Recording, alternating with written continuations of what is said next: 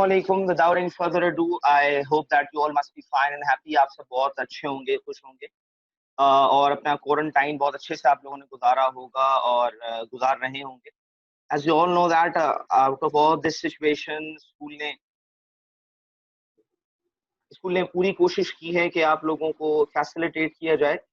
अब यहाँ पे सबसे पहले मैं क्लास के स्टार्ट से पहले रेसिटेशन से स्टार्ट करूंगा. Then will be going with what are the SOPs और इन तमाम क्लासेस में क्या होने वाला है. So I will start with أعوذ بالله من الشيطان الرجيم بسم الله الرحمن الرحيم تبت يدا أبي لهب وتب ما أغنى عنه ماله وما كسب سيصلى نارا ذات لهب وامرأته حمالة الحطب في جيدها حبل من مسد صدق الله العلي العظيم. Now, let's start with what are the SOPs, Standard Operational Policies. सबसे पहले तो मैं आपको ये बता दूं कि all the students are bound to come up with their original name, real name, what has been with what name they all have been registered in their classes. Like I can see over here Galaxy J7. So who is that? Could you please tell me? Galaxy J7. Answer my question. Approximately everyone has came with their own name, but there are few. So kindly keep this in your mind that you are supposed to come up with the real name that we have. Like we have Aisha, Suhail, Tanya, and all the names which have been written on their registers. Okay. The other thing is, you all will be muted in the whole session. But if you want to ask any question, raise your hand in the chat section. I'll see that and will unmute you so you'll be able to ask questions. लेकिन in general ये होगा कि हमारे lecture के and में आप मुझसे questions पूछ सकते हैं, ठीक है. लेकिन फिर भी आपके ज़हन में कोई क्वेश्चन है तो आप उसको नोट डाउन करें. और अगर वो बात फिर भी समझ नहीं आती, आपको आप चाह रहे हैं उसे पूछना, तो आप चैट पे हैंड रेज करेंगे, जैसे आप लोगों को यकीनन यूज करना आता होगा. तो वहां पे ये होगा कि आप क्या कर सकते हैं, मुझसे क्वेश्चन कर सकते हैं. अब यहाँ पे सवाल आया है अभी कि सर हम माइक क्यों टर्न ऑन नहीं कर सकते, why can't we turn on mics. तो बेटा इसका सिंपल सा इशू ये है कि बहुत सारे इश्यूज होते हैं आपके घर में, कुछ साउंड जनरेट होता है, पीछे से डिस्टॉर्शंस होती हैं. इससे पूरी क्लास में जो मेरी ऑडियो है वो डिस्टॉर्शन का शिकार रहेगी और आप तक जो मेरा मैसेज है वो प्रॉपर कन्वे नहीं हो सकेगा. इसलिए बेहतर ये है कि आप लोग जो है सिर्फ ऑडियो सुनते रहें, ऑडियो वीडियो सुनते रहें. लेकिन जब आपको क्वेश्चन पूछना हो तो आप अपना हैंड रेज कर सकते हैं. मैं चैट से देखकर आपको अनम्यूट करूंगा, then you'll be able to ask questions. वैसे बेहतर ये होगा कि आप लोग अपने सेशन के एंड में क्वेश्चंस पूछें, that will be quite better. ठीक है. तो I hope that I've answered your question, Mr. Alian. And without any further ado, मैं आप लोगों को बताता चलूं कुछ चीजें जो बहुत इंपॉर्टेंट है, मोस्ट इंपॉर्टेंट है. सबसे पहले तो बेटा इस कोविड-19 में बच्चे बहुत ज्यादा डिटैच्ड हो गए हैं स्टडीज से, और इस वजह से जो इशू आ रहा है that you all are out of studies for so long. जब तक शायद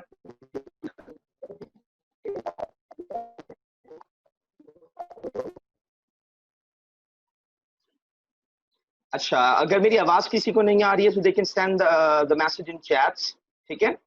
And everyone is requested to kindly turn on their cameras, as video is mandatory for everyone.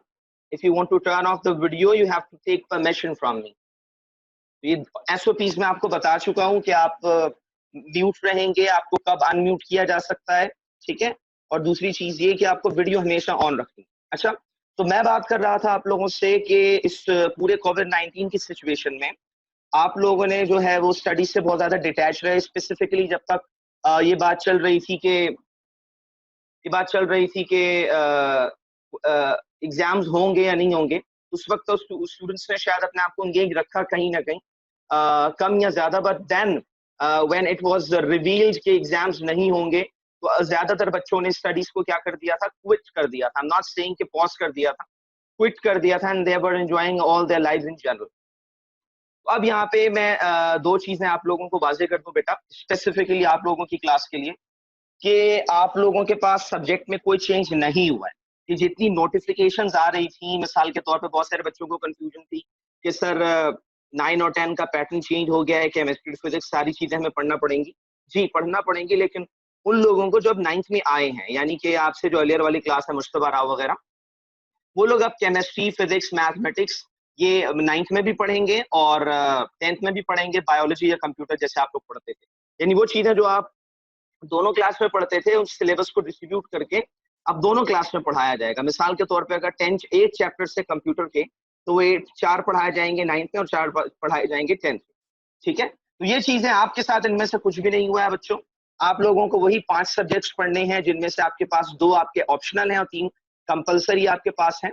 Optional में आपके पास क्या क्या आपको लेकिन पता होगा, फिजिक्स और मैथमेटिक्स है, और आपके पास कंपलसरी में इंग्लिश है, उर्दू है और इस्लामियात है। ठीक है, तो आपको यकीनन इन तमाम सब्जेक्ट्स की क्लासेस दी जाएंगी, और क्योंकि आपका तमाम कोर्स एंड हो चुका था, तो आप लोग जीरो टर्म नहीं करेंगे।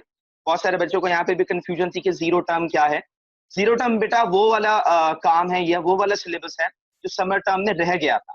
लेकिन आप लोगों को पता है, आप 9th में थे, आप लोग एग्जाम में अपीयर होने वाले थे, तो ये प्रिलिमिनरी एग्जामिनेशंस वो गोइंग ऑन, तो आप लोगों का सारा कोर्स खत्म हो चुका था, तो there is nothing left to talk about that. ठीक है, और वैसे भी आप प्रमोट हो चुके हैं।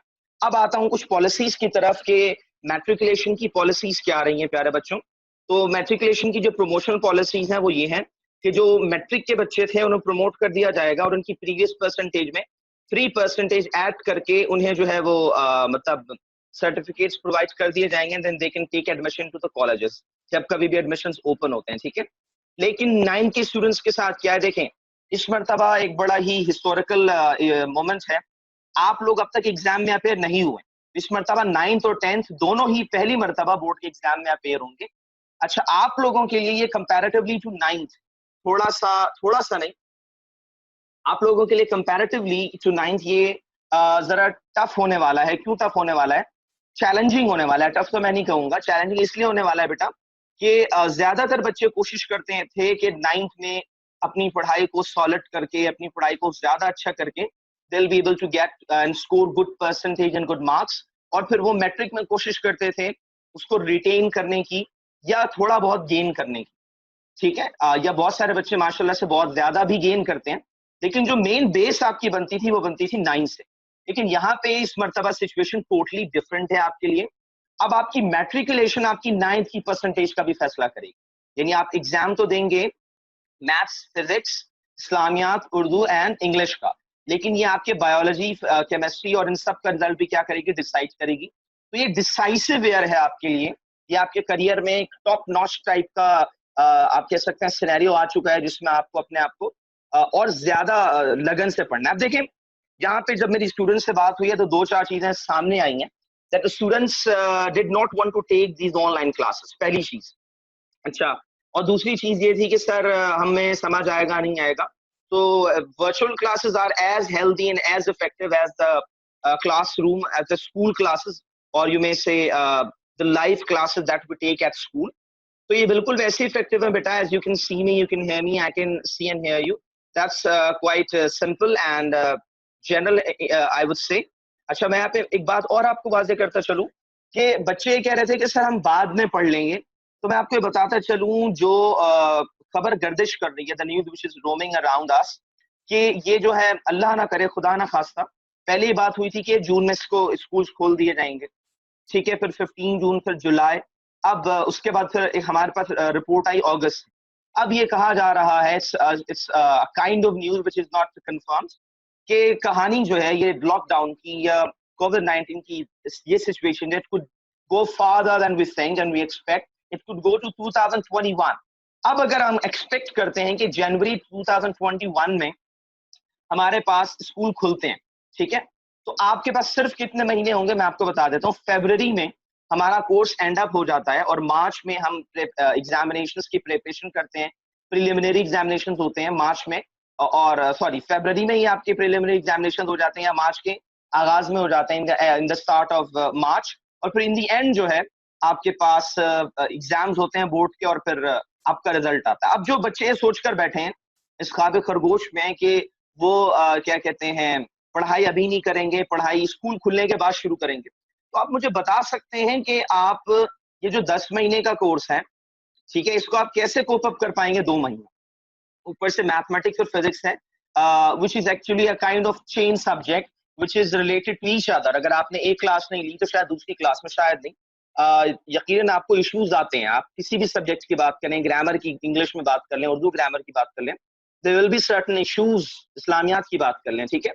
सो काइंडली इन तमाम जो आपके जहन में उठने वाले सवालात हैं, आप इनको अपने जहन से दूर करें और उसके बाद फिर अपने आप को मेंटली भी, ठीक है, इस चीज के लिए सबसे पहले मेंटली प्रिपेयर कर लें कि आपको वर्चुअल क्लासेस लेनी है और ये उतनी ही इफेक्टिव है जितनी कि आपके पास जनरल क्लासेस होती हैं।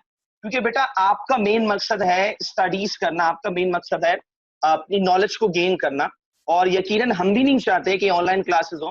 जैसे आपको इश्यूज हैं इसमें, जैसे आपको इसमें इश्यूज हैं बेटा, मुझे भी और मुख्तलिफ टीचर्स को भी और पेरेंट्स को भी तमाम इश्यूज हैं। इंटरनेट यकीनन आपके घर में भी इश्यूज हो सकते हैं, हमारे घर में भी इश्यूज हो सकते हैं। It's not like that you will only be suffering, लेकिन हमें क्या करना है, it's a time that we have to hold each others hand and do support each other to go farther, ठीक है, to go towards more and more betterment, I would say. अच्छा, यहाँ पे एक बात मैं वाज़ेह करता चलूँ आप लोगों को कि ये चीजें ऐसा नहीं है कि अभी से लेके थ्रू आउट द सेशन चलेंगी। हमने जो है मतलब पूरी कोशिश की है कि ये अर्लियर जितना जल्द से जल्द खत्म हो सके, जितना जल्द से जल्द खत्म हो सके हम इसको खत्म करें, और अल्लाह ताला से दुआ है कि ये सब खुल जाए। लेकिन मैं आपको बताऊं थोड़ा सा टाइम लगेगा हमें इसको समझने में, हैबिचुअल होने में। Once will be habitual, it will be like our normal routine classes, ठीक है। तो आप लोगों को मैं कुछ चीजें बताता चलूं कि क्या होगा। कोशिश ये होगी कि बेटा आप लोगों को लिंक शेयर कर दिया जाएगा आपके पोर्टल में, और अगर किसी को अब तक पोर्टल का एक्सेस नहीं मिला है तो they can tell me in the chats, so you can convey your message to your class teacher, Sir Mirza Nabil Beg. And one thing else, that I am no longer your class teacher. I have received a lot of messages from students, as I was the class teacher earlier in your grade 9th. So students had communicated with me regarding their concerns. Now I can tell you that, as I have already mentioned officially, that your class teacher is Sir Mirza Nabil Beg. Now you whatever the queries you have concerning anything, you can contact him. Fine. अच्छा, एक और चीज यहाँ पे मैं आप लोगों को बताता चलूं कि हमारा जो कोर्स का क्या कह सकते हैं ड्यूरेशन होगा, वो सारी चीजें क्या होंगी। 45 मिनट्स की हमारी क्लास है, ठीक है। इसमें हम लोग जैसे पढ़ते हैं वैसे पढ़ेंगे। आपको होमवर्क और सारी चीजें वेब पोर्टल पे दे दी जाएंगी। कुछ स्टूडेंट्स को जूम यूजेज में समझ में नहीं आ रहा था इश्यूज से, तो यकीनन आज की क्लास के बाद वो सॉर्ट आउट भी हो जाएंगे। और आप लोगों के पास now, can you please tell me that, आप लोगों की स्क्रीन पे एक फोटो शेयर हो रही है, that is the voice of God. Is that so और नॉट?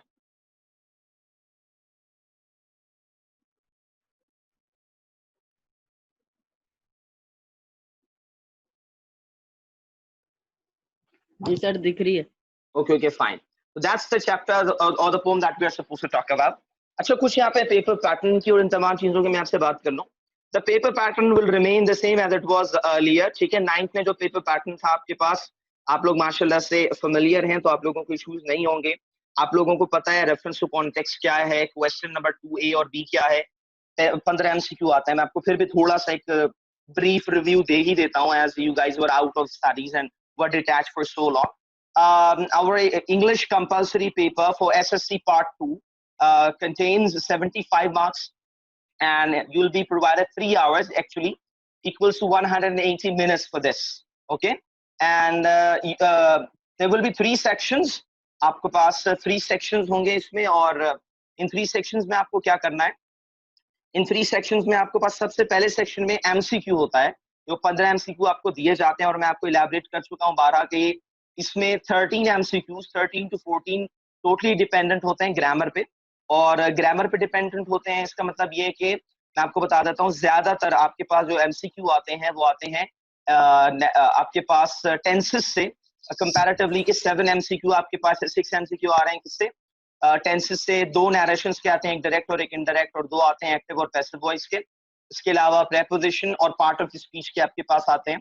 और आर्टिकल आपके पास आता है, और पोम से रिलेटेड या चैप्टर से रिलेटेड एक कोई आपके पास एमसीक्यू आता है, ठीक है। उसके बाद सेक्शन बी में आपके पास 2A और 2B करके है। अच्छा, सेक्शन ए आपके पास 15 मार्क्स का था, और 30 मिनट्स के लिए आपको ये पेपर पैटर्न में मैंने आप लोगों को बताया था।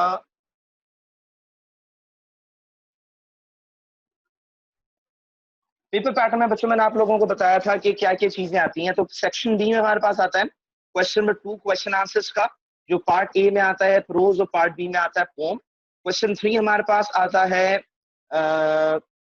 Reference to context of prose, और क्वेश्चन नंबर 4 आता है reference to context of poem. उसके बाद आता है सप्लाई द मिसिंग वर्ड, आपको पता है क्या होता है ये।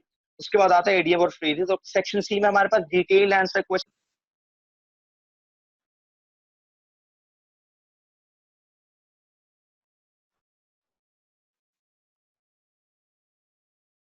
ओके, तो मैं आप लोगों को बता रहा था, kindly turn on your videos. अच्छा, मैं आप लोगों को बता रहा था सेक्शन सी में क्या चीजें आती हैं। सेक्शन सी में हमारा क्वेश्चन नंबर 7 आता है सबसे पहले, that is essay writing. Question number 8 आता है एप्लीकेशन राइटिंग, डायलॉग या फिर लेटर राइटिंग का, ठीक है। यानी इसमें एप्लीकेशन राइटिंग करना होती है, लेटर या डायलॉग की चॉइस होती है। क्वेश्चन नंबर 8 हमारे पास आता है, ये आता है। और उसके बाद क्वेश्चन नंबर 9 आता है ट्रांसलेशन का, और क्वेश्चन नंबर 10 आता है पैसेज या फिर शॉर्ट नोट। आई होप कि आप लोगों को ये सारी चीजें यकीनन पता होंगी।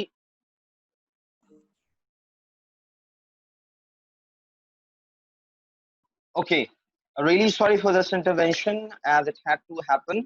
अच्छा फाइन, अब मैं आप लोगों को बताता हूँ कि आप लोगों के इसमें 10th की बुक। अच्छा पहले मुझे ये बताएं काइंडली, अब मैं आप सबको अनम्यूट कर रहा हूँ। I'm gonna unmute you all guys.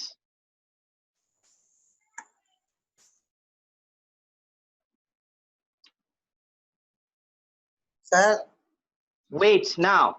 Everybody will be speaking only to whom I'll ask. ठीक है, अब आप जरा मुझे जी, तो सबसे पहले मुझे ये बताएं आप लोग इंडिविजुअली। नवीद, आपके पास बुक है बेटा मैट्रिक की, इंग्लिश की? no, sir. No. Abdul Rafe, Abdul Rafe, Yes, sir. okay. How about Aisha Suhail? Do you have book of matriculation English? Yes, sir. Okay, fine. How about Aisha Rizwan?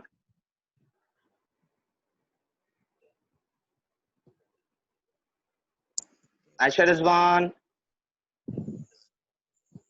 Alian, whoever does नहीं not है have sir. book can write in the chats. Okay, fine, fine, fine.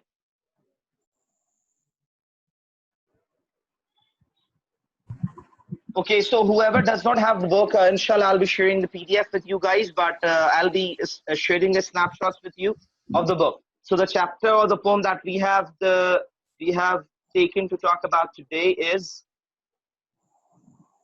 The Voice of God. The name of the chapter is The Voice of God, and it has been written by Lois Israel Newman. हर चीज नहीं पूछ ले यार, हमारी जा रही है, हमारी जा रही है।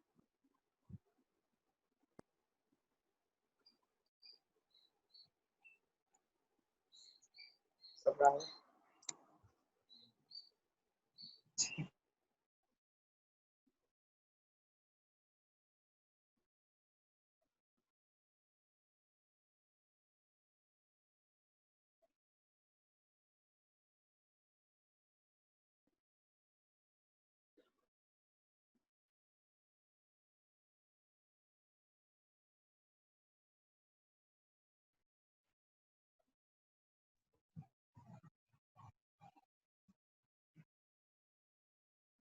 Okay, those who have English book.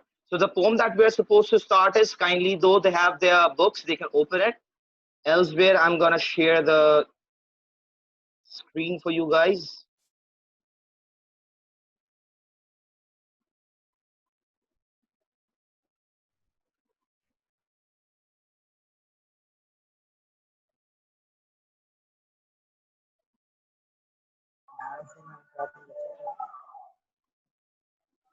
आवाज नहीं आ रही, बोलो। सर Now, आपकी आवाज नहीं आ आप सबको नजर आ रहा है? मैंने स्क्रीन पे शेयर कर दिया The Voice of God. Can you guys see it? रही। Yes. Okay, fine. Let's start with it. The poem This poem is written by Lewis I. Newman. I. Newman. What is I. Actually, his real name and the full name is. This poem is written by Lewis Israel. Israel, you've heard the name of a country as well.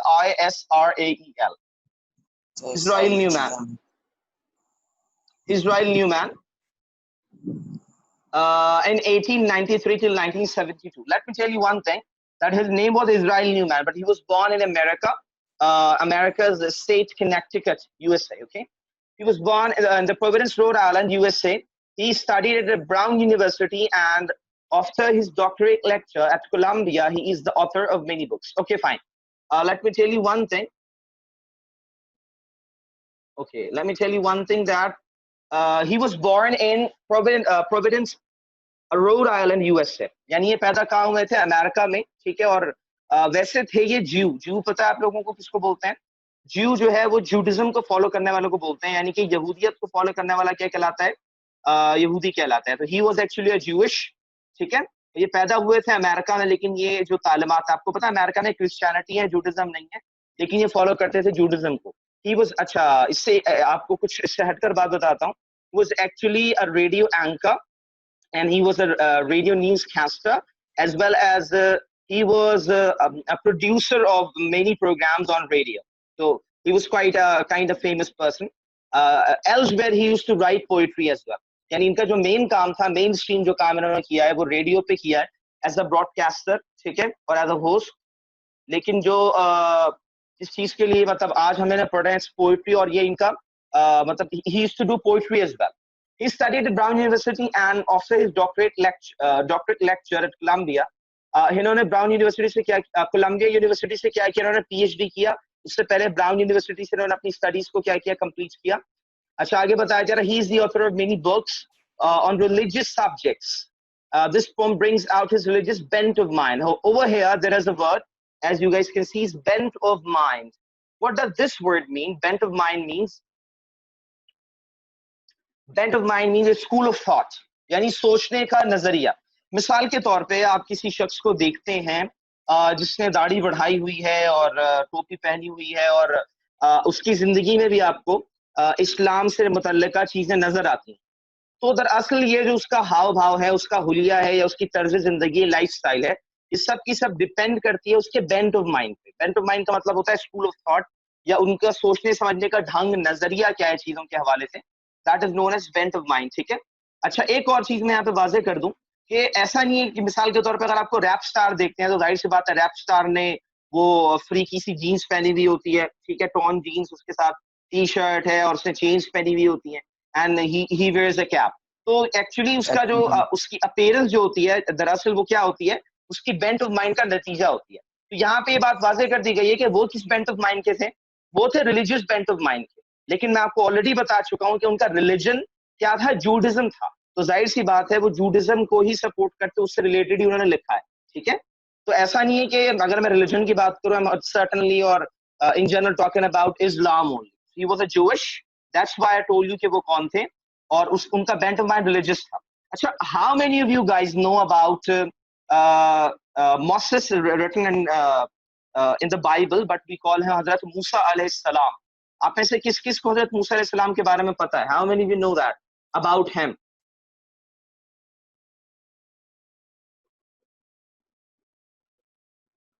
I'm gonna unmute you all. Okay, how many of you know about Hazrat Musa alayhi salam? Who was he and how? What did he used to do?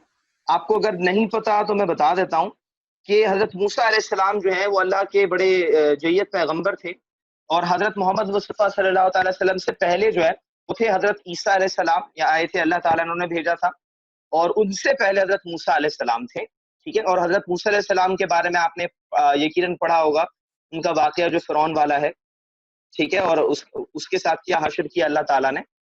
तो यकीनन बहुत मशहूर वाकया है, कुरान में भी यकीनन इसको नोट किया गया है और कोट किया गया है।